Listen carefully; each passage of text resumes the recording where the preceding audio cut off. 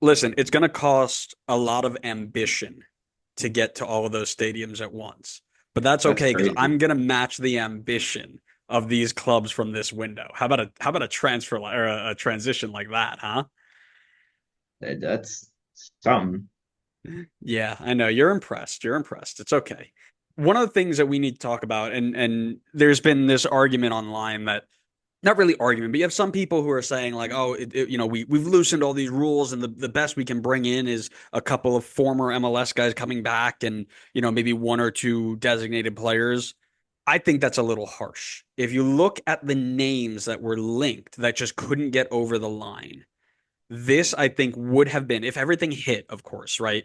If everything hit, this would have been one of the most insane windows. Just some names here: Eldor Shamurodov, a Roma striker. I think he's Uzbekistani. He was linked to Atlanta United, a big guy at Roma, not necessarily like an out and out guy, but was getting good minutes. Calvin Stangs, Miguel Almiron, Giovanni Lo Celso, Jamie Vardy, Weston McKennie, Josh Sargent, German Berterame again, Antoine Griezmann, who we covered a little bit before, Jean-Philippe Gabamin. I mean, the names that were linked to this group and had serious, serious traction were really, really impressive. What were your thoughts when you were starting to see this stuff pop out that it was, these people were even being entertained as options this summer? It's good moves from a league perspective because it's a lot of names where you're not going to see them linked with like the Premier League or like the Bundesliga, La Liga. Like they're very good players who've had stints in Europe, and some of them haven't worked out. Some of them have worked out, but maybe like a little bit lesser leagues compared to like the top five leagues. And so they're good names for us to go after and try to bring in. It's similar to, I believe, the moves that they made in the winter window for guys like Hugo Kuipers or Peter Musa, who I thought were great additions, even if they haven't really hit the ground running yet. I think those are the right type of moves to be making. I think I said that back when we were covering the winter window, going for these guys that are not retirement league level big names, but guys that are kind of more so in their prime or about to hit their prime and are doing well in Europe and maybe just aren't getting the opportunities that they should be getting. I think the league should capitalize on that and try to bring those guys in. And I think a lot of these names that were mentioned here kind of fit that bill. They're just guys who I think have shown flashes of being very successful in Europe, or maybe I shouldn't say very successful, but shown flashes of being successful in Europe, but just haven't found the right situation or haven't been given the right amount of time to be able to capitalize on that. And I think getting a move to MLS could be very good for them in terms of essentially guaranteeing that you're going to be getting minutes and being a one of the key players in the team. And so I think it was a good move for MLS to try to tempt people of that level to come here because I think that's the direction that we should be going for transfers. Yeah, listen, I agree with you. I think it is a really nice sign that they are being as ambitious as they are. These names, again, you're going to be linked to the Griezmanns and the Llorises and the Messis and and I mean Messi is obviously the outlier, but right, the retirement league guys, right? But the fact that they were going in again for players like Calvin Stangs, who was I mean, I remember Calvin Stangs, and again, this is going back to FIFA days, right? But Calvin Stangs was like you fast forward 5 years in your career mode, and he was the next best guy, right?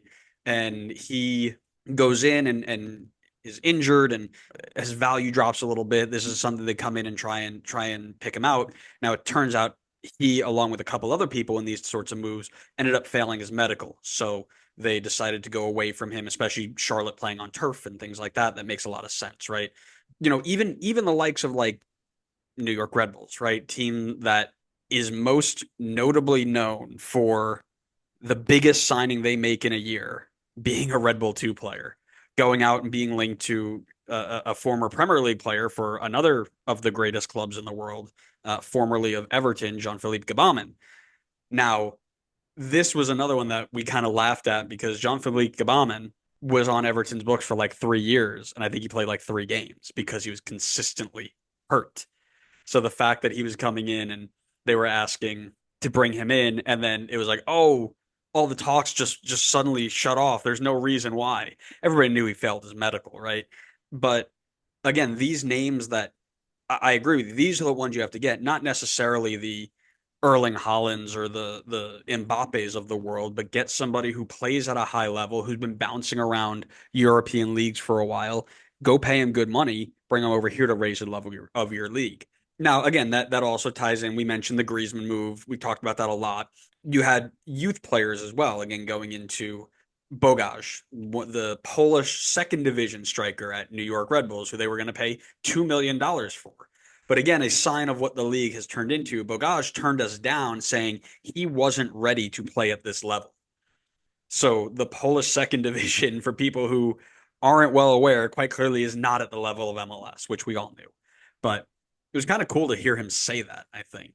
Where do you see transfers going? I guess to round off the failed move section. Like, do we continue down this path? Do we pivot to, there's a list of players here, mainly Weston McKennie, Josh Sargent, who are big U.S. men's national team players. Like, are those the type of people that we think are going to be starting to be targeted next? What's the next step here?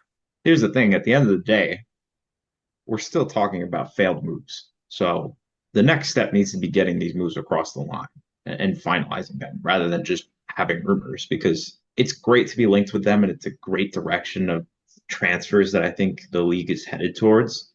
But the reality is, push comes to shove, starting next month or even like next week, whenever I'll say like in a couple weeks when League's Cup is wrapped up, or none of these players are going to be playing in this league. That's the reality of it. So the next step is getting these moves across the line because as great as it is to be linked with all these players, none of them are here, and it's quite disappointing that none of them are here.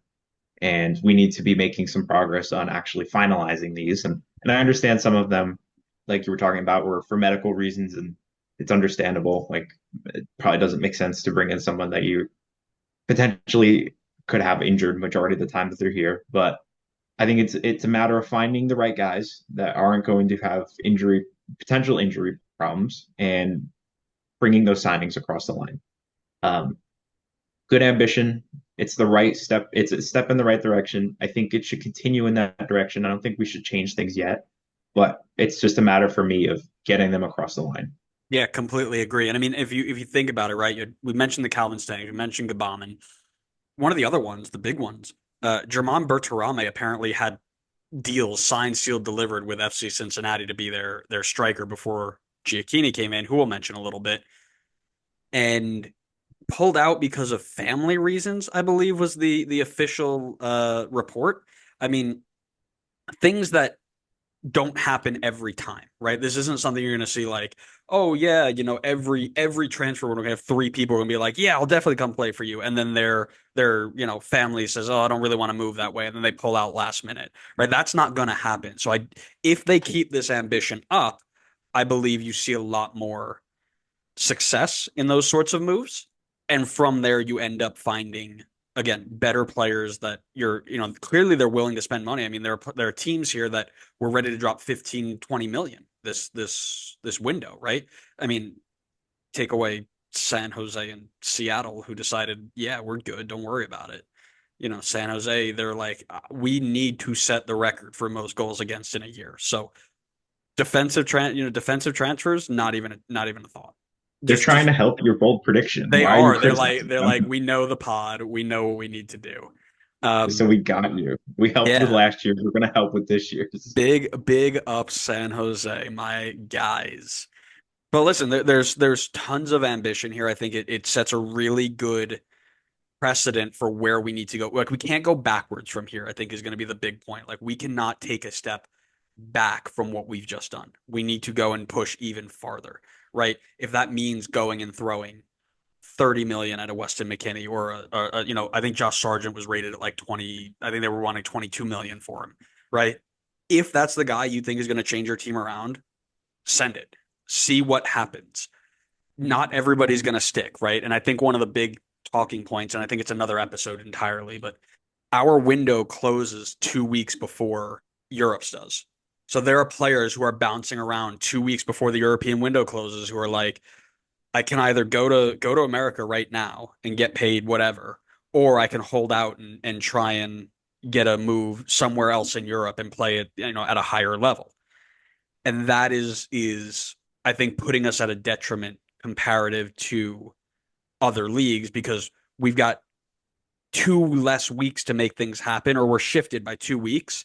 Those extra 2 weeks, you can wait a week on pushing these big transfers, and then that player is now put in a, do I want to stay at the club I'm at, or do I want to move, get a fresh start? I've only got two options. There's no, oh, I'll stick around and wait for, European move number three and see what happens. It's one or the other. You might get a better chance to bring players in like that.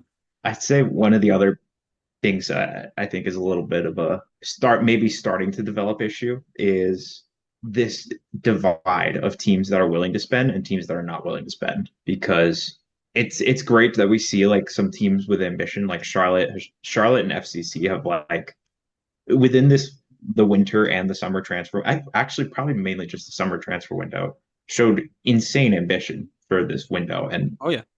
obviously they're not the only teams that are willing to spend. LAFC has, been willing to spend and gotten a lot of these moves across the line. Inter Miami as well. We've seen Atlanta would do it. So we've seen a lot of teams who are willing to splash big money, bring in big time players. My concern is that we have a lot of teams that are just not willing to do the same on their end. Teams like you mentioned, San Jose. They are the worst team in the league right now and added zero people this window, which is extremely disappointing. Yeah. Vancouver's another team that loves to find good gems, sell them on, and then just like not reinvest any of the money. So they're a team that's like on the brink of being one of the best teams in the league. Like it could go such a long way if you were to add an extra piece and be willing to spend some money. Now I don't know what they're okay, actually I do have it up right now. It looks like they have an open DP spot, unless that has changed since this roster list came out. But with that in mind, I mean, why not go and spend and bring somebody in to take you to that next level and challenge with the LAFCs and the Inter Miamis? But I feel like these teams are severely behind in ambition. A lot of these other teams. Yeah, well, and another team that we can point to, and again, it's differences in what you have available and what you're looking to do and what have you. But RSL is another team that we covered a lot over the last couple of weeks that is pushing to be at the top of the top, which is something that you would expect Vancouver to do. Now, Vancouver play a funny system. They've got very specific needs in very specific areas. Those sorts of systems, you can't just go out and buy players, right? So I'm not heartbroken about it, but teams like San Jose where it's like, okay, listen, you guys need a lot of help in a lot of areas. Go get somebody. Just do something.